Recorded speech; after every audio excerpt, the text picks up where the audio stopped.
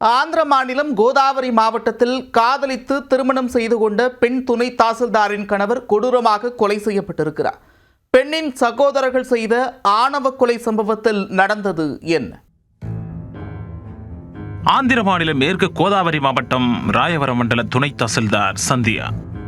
அதே பகுதியில் உள்ள வேம்பள்ளி நகரில் ஜவுளி கடை நடத்தி வந்தவர் சூரிய பிரகாஷ் ராவ்.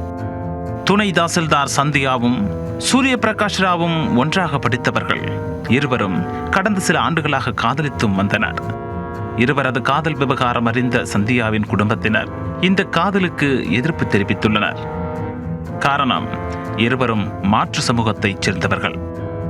இந்த நிலையில் வியாழக்கிழமை அன்று அன்னவரத்தில் உள்ள ஒரு கோயிலில் வைத்து சூரிய பிரகாஷும் சந்தியாவும் திருமணம் செய்து கொண்டுள்ளனர். திருமணம் முடிந்த கையோடு இருவரும் வேம்பள்ளி நகரில் உள்ள சூரிய பிரகாஷின் வீட்டிற்கும் சென்றுள்ளனர். தங்களுடைய சகோதரி மாற்று சாதி இளைஞரை திருமணம் செய்து கொண்டதை சந்தியாவின் சகோதரர்களால் ஏற்க முடியவில்லை. இதனால் சந்தியாவின் சகோதரர்களான சந்திரப்பா மற்றும் கிரிபாபு ஆகியோர் கடும் ஆத்திரத்தில் இருந்துள்ளனர். அத்தோடு வியாழக்கிழமை அன்று இரவே சூரிய பிரகாஷின் வீட்டிற்கு சென்று வாக்குவாதத்தில் ஈடுபட்டுள்ளனர்.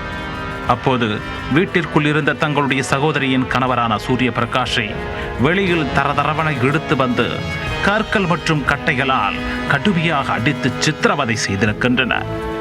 இந்த கொடூர தாக்குதலுக்கிடையே அரிவாளை எடுத்து அவரை வெட்டி கொலை செய்துவிட்டு அங்கிருந்து தப்பிச் செல்ல முயன்றுள்ளனர். ஆனால் அங்கு திரண்டு வந்த கிராம மக்கள் இருவரையும் பிடித்து போலீசாரிடம் ஒப்படைத்தனர். இந்த கொலை சம்பவத்தில் தொடர்புடைய அவர்களின் நண்பர் ஒருவர் தப்பி ஓடிவிட்டார். சூரிய பிரகாஷ் ராவின் உடலை மீட்ட போலீசார் தீவிர விசாரணை நடத்தி வருகின்றனர். காலையில் திருமணம், மாலையில் கொலை என அடுத்தடுத்த சம்பவங்கள் அந்த பகுதி மக்களை கதிகலங்க வைத்திருக்கிறது. திருமணத்திற்காக கட்டிய மஞ்சள் தாலியின் ஈரம் காய்வதற்குள் ஒரு பயங்கர சம்பவத்தை பெண்ணின் சகோதரர்கள் செய்துவிட்டனர். சாதி மறுப்பு திருமணம் செய்த பெண் துணை தாசில்தாருக்கு இந்த நிலை ஏற்பட்டிருப்பது அதிர்ச்சியை ஏற்படுத்தியிருக்கிறது.